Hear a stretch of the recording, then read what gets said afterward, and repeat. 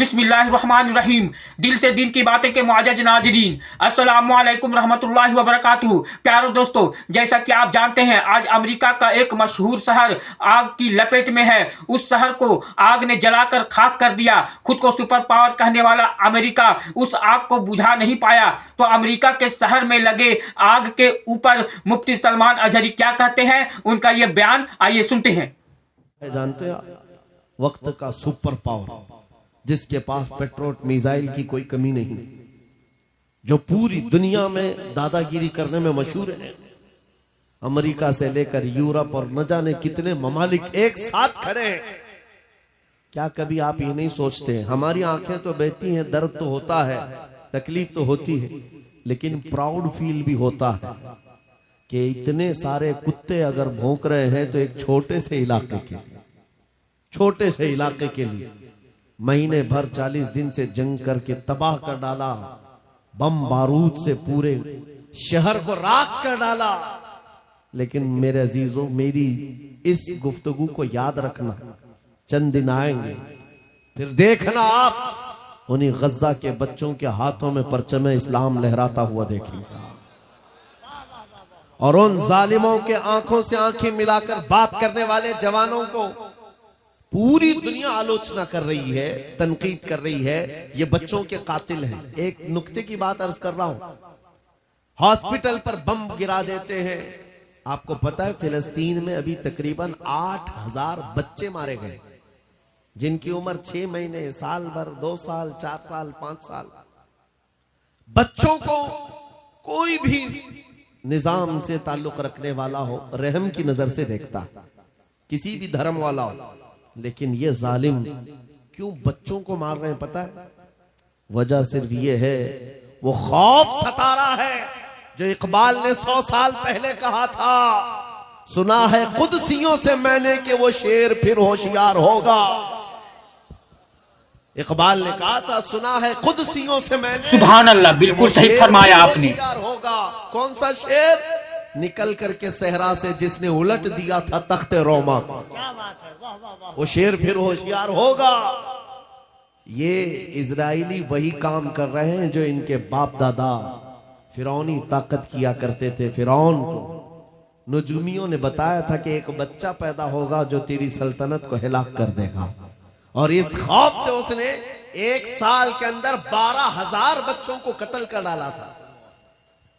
नजूमियों ने बताया था फिरौन के ख्वाब की ताबीर में 12,000 बच्चों को कत्ल कर डाला, लेकिन जो बच्चा इसकी सल्तनत को हिलाक करने वाला था वो मूसा अलैहिस्सलाम थे। पैदा भी हुए हैं और फिरौन के घर में ही अल्लाह ने उनको पाला। आपको पता है, तफसीर उठा करके देख लें, जब हजरत मूसा अलैहिस्सलाम की माँ बेशक विलादत का वक्त करीब आया तो तहखाने में गई, बेटा पैदा हुआ। हालात ऐसे थे कि फिरौन जो भी बच्चा पैदा होता ज़बह कर देता था। कुरान में आया, युदब्बिऊना अबनाअहुम व यस्तहयूना निसाअहुम। लड़की पैदा होती तो जिंदा छोड़ देते थे, बेटा पैदा होता तो ज़बह कर देते थे। अब मूसा अलैहिस्सलाम जब पैदा हुए तो क्या किया? खुदा की तकदीर और उसकी हिकमत के फैसले आपको मैं बता रहा हूं, तफसीर से ताल्लुक रखने वाली बात।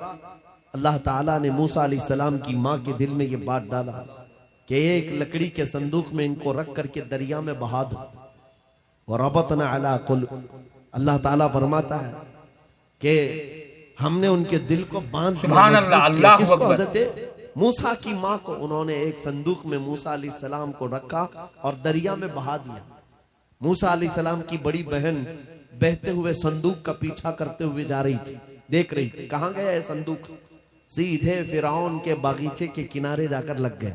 फिरौन की औलाद नहीं थी, फिरौन की बीवी वो बागीचे में टहलने आई थी, देखा एक संदूक आकर लगा है, गुलाब जैसा हसीन बच्चा है, उठा लिया, प्यार किया और लेकर के आई। फिरौन से कहने लगी कि हम इसको अपना बेटा। सुभान अल्लाह, बिल्कुल सही फरमाया आपने। फिरौन तो डरा कि कहीं वो मेरी सल्तनत को हिलाक करने वाला बच्चा ये तो नहीं है। बीवी ने कहा, कैसी बात करते हो, ये तो दरिया से बहकर के आया है, तुम्हें पता नहीं मौला कहां से बहाकर तुम्हारी हिलाकत को लाए। तुम्हारी हिलाकत कहां से आएगी तुम्हें अंदाजा भी नहीं है। सुनो मेरी बात को, फिरौन ने बीवी की बात मान ली। मूसा अलैहिस्सलाम की परवरिश फिरौन के घर में हो रही है, फिरौन के घर में, और वो भी किस शान से। मूसा अलैहिस्सलाम पैदाइशी बच्चे हैं, दूध पिलाने की बात आई तो किसी दाया का दूध आप पकड़ते नहीं। मूसा अलैहिस्सलाम की बहन भी वहां खड़ी सब देख रही थी। फिरौन की बीवी से कहा, मैं एक दाया को जानती हूं जिसका दूध हर बच्चा पकड़ लेता है। कहा बुला लाओ, हम शाही खजाने से उसे इनाम भी देंगे। वो गई और अपनी मां को ले आई, अपनी मां को ले आई। मूसा अलैहिस्सलाम अपनी मां के गोद में गए, जैसे ही सीने से लगाया दूध पीने लग गए। बादशाहत में खुशी, और मूसा अलैहिस्सलाम की मां को इनाम और इकराम भी दिया गया। हर बच्चे की परवरिश के लिए मूसा अलैहिस्सलाम की मां को फिरौन के घर में रखा गया। तुम्हें पता है रब तबारक व तआला की हिकमत के फैसले। वमकरू वमकरल्लाह वल्लाहु खैरुल माकिरीन। मेरा रब फरमाता है काफिर मंसूबा बनाते हैं और अल्लाह खुफिया तदबीर करता है, और रब की खुफिया तदबीर गालिब आती है। मूसा अलैहिस्सलाम जवान हुए फिरौन के घर में, फिरौन के घर में जवान हुए। उसके बाद फिर आपने जब अपनी नबूवत के बाद दावत हक पेश की तो फिरौन जानी दुश्मन हुआ। उसके बाद जो हालात हुए आपको पता है। फिरौन मूसा अलैहिस्सलाम को मारने के लिए पूरी फौज लेकर पीछे निकला। मूसा अलैहिस्सलाम समंदर में चल करके आगे गए, रास्ते आपके लिए खुल गए। फिरौन भी उसी रास्ते पर आया। अल्लाह फरमाता है कि हमने समंदरों को मिला दिया, गर्क कर दिया फिरौन को। एक छोटी सी तारीख में आपको बता रहा हूं, 12,000 बच्चों का कत्ल किया इस डर से कि मुझे हिलाक करने वाला बच्चा ना पैदा हो। लेकिन जो बच्चा तेरी सल्तनत को हिलाक करने वाला था वो तेरी नाक के नीचे। सुभान अल्लाह, बिल्कुल सही फरमाया आपने। आज इन जालिमों ने गद्दा के हजारों बच्चों को सिर्फ इसलिए मारा है कि ये बड़े होकर के मुजाहिद ना बन जाए, ये बड़े होकर के हमें आंख दिखाने वाले ना बन जाए। और बाज़ाब्ता स्टेटमेंट में ये कहते भी हैं, इन बच्चों को कत्ल करने से हमें कोई खौफ नहीं, कोई आपत्ति नहीं है, कोई तकलीफ नहीं है, इसलिए कि बड़े होकर के ये हमें आंख दिखाने वाले बनेंगे। ये डर तुम्हारा बता रहा है। कई हजार बच्चों को भी तुम कत्ल कर लो, लेकिन तुम अल्लाह की उस हिकमत से गाफिल हो। जालिमो, वो अनकरीब पैदा होगा जिसको दुनिया सलाहुद्दीन कहती है, वो अनकरीब होगा। मेरे अजीजों, आज के नौजवानों से मैं ये कहता हूं, तुम्हारे दौर में भी ये डरा सहमा हुआ जो माहौल है, लोग बनाने की कोशिश कर रहे हैं। अभी देखना और हालात खराब किए जाएंगे। बेशक बेशक हमारी हुकूमत आएगी तो मस्जिदों को तोड़ डालेंगे, मदरसों को तोड़ डालेंगे। इन जालिमों को लगता है तुम्हारे सारे बिल्डोजर में ही ताकत है। सिर्फ ताकत इसी का नाम है। राज मिल जाए, तख्त मिल जाए, उस वक्त कुछ लोगों के ऊपर जुल्म करना आसान है। जिस तरह चंगेज ने भी किया, हलाकू ने भी किया, बड़े बड़े जालिमों ने किया है, और उनका हशर भी तुम्हें मालूम होना चाहिए। इंशाअल्लाह वो वक्त आएगा जब खसो खाशात की तरह तुम बहा दिए जाओगे, अखबारों में तुम्हारा नाम तक न होगा।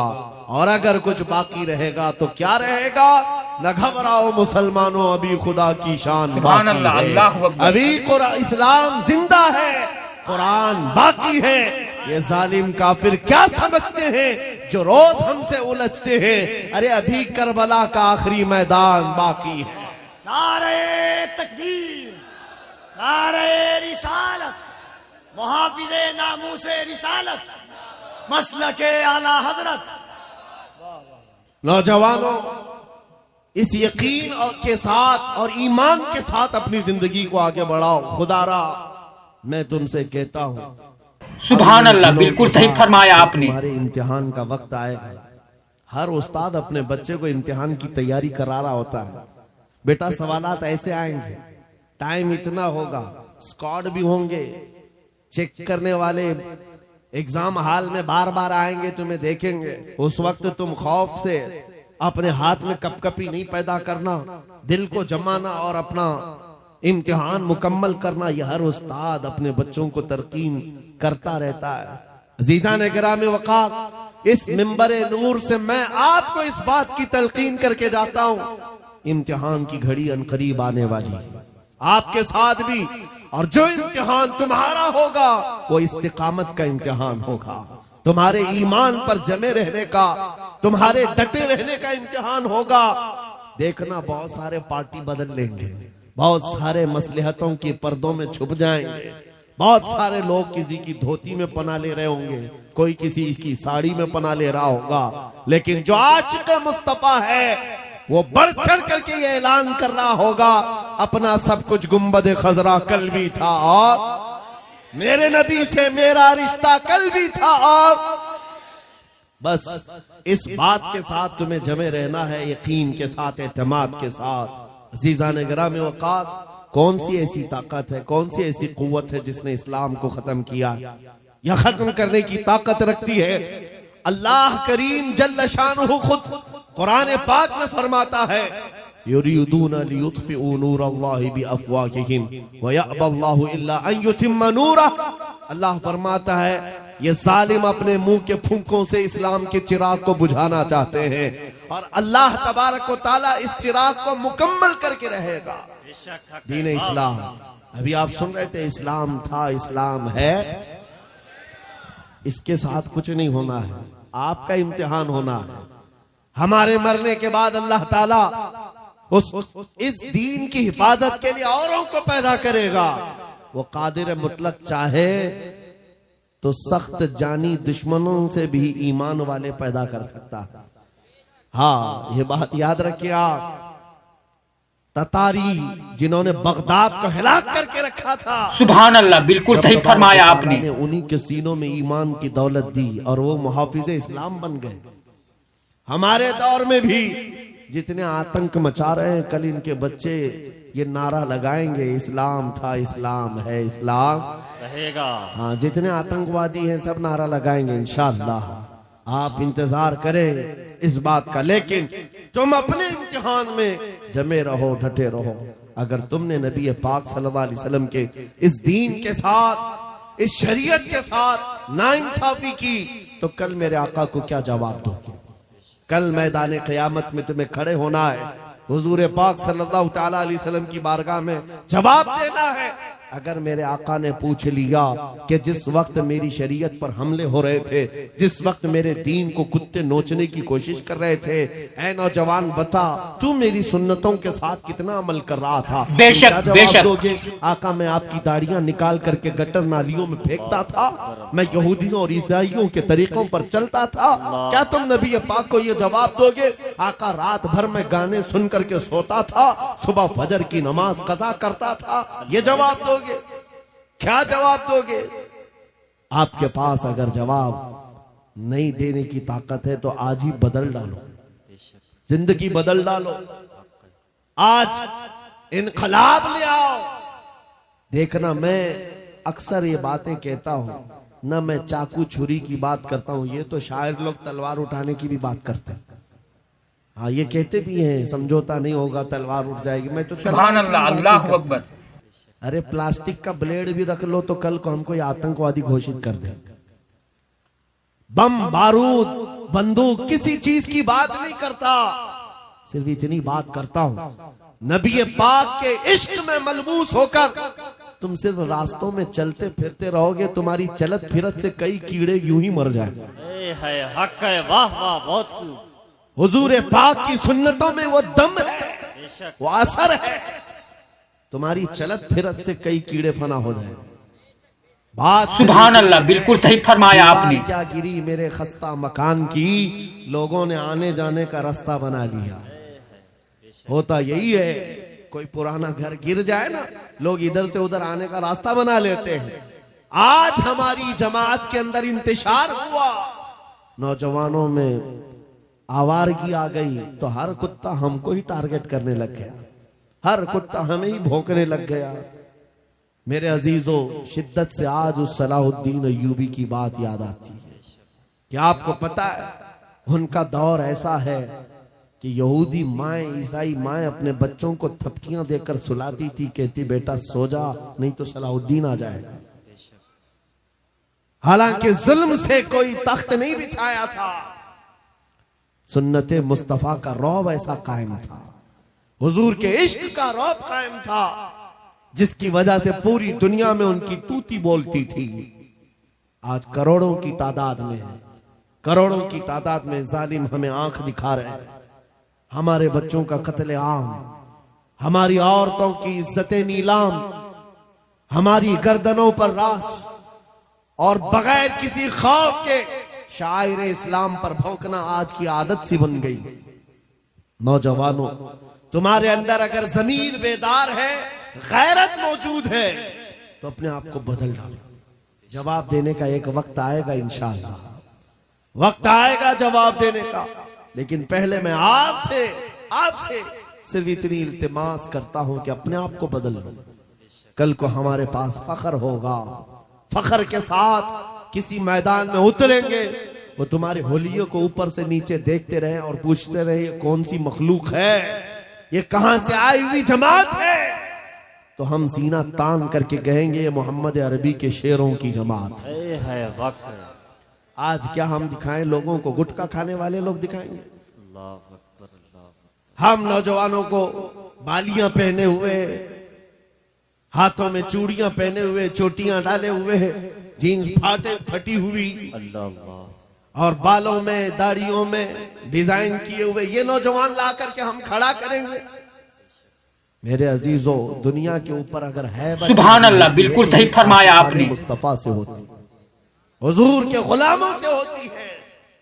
आज से 3 साल पहले पैरों से माजूर एक खादिम हुसैन ललकारता था, है हक है। वाह व्हील वाह। चेयर पर बैठ करके ललकारता था।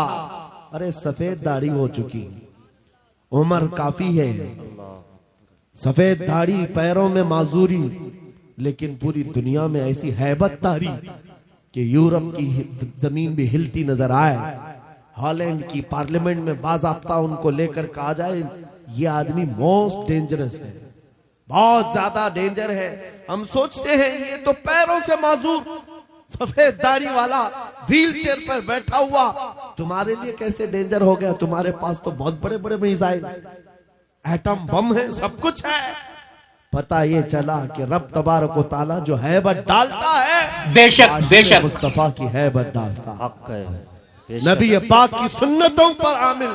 है। या रसूल अल्लाह, या रसूल अल्लाह।